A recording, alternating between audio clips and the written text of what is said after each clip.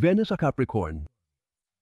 Si Venus sa Capricorn ay umiibig sa kung ano ang praktikal hanggang sa huling detalye.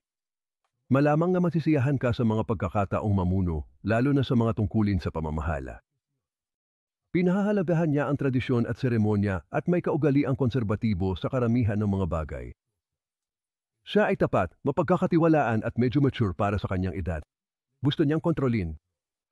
Mag-ingat sa tendency na maging masyadong materialistic o masyadong demanding sa mga mahal sa buhay at pamilya.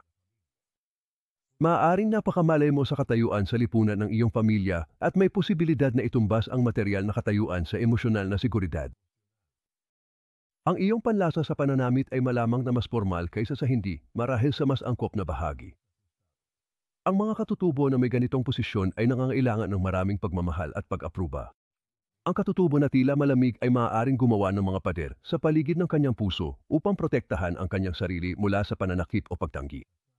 Ang Capricorn ay naugnay sa konstruksyon at pagkakarpintero, kaya ang mga kabataan na may ganitong posisyon ay maaaring mag-enjoy sa hiking at pag-akyat sa bundok.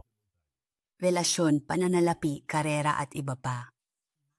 Ang aming mga sertipikadong psychic reader ay sorpresahin ka ng mga tumpak na insight sa iyong mga pinakapinipilit na alalahanin at tanong. Ang Absolute Hip Psychic ay kilala sa kalidad nito habang patuloy kaming tinatawagan ng aming mga kliyente. Halika sa Absolute Lip Psychic at hayaang gabayan ka ng aming mga psychic sa liwanag. Magsisimula na ang iyong kinabukasan. Telepono ng 1-800-498-877 o online sa Absolutely.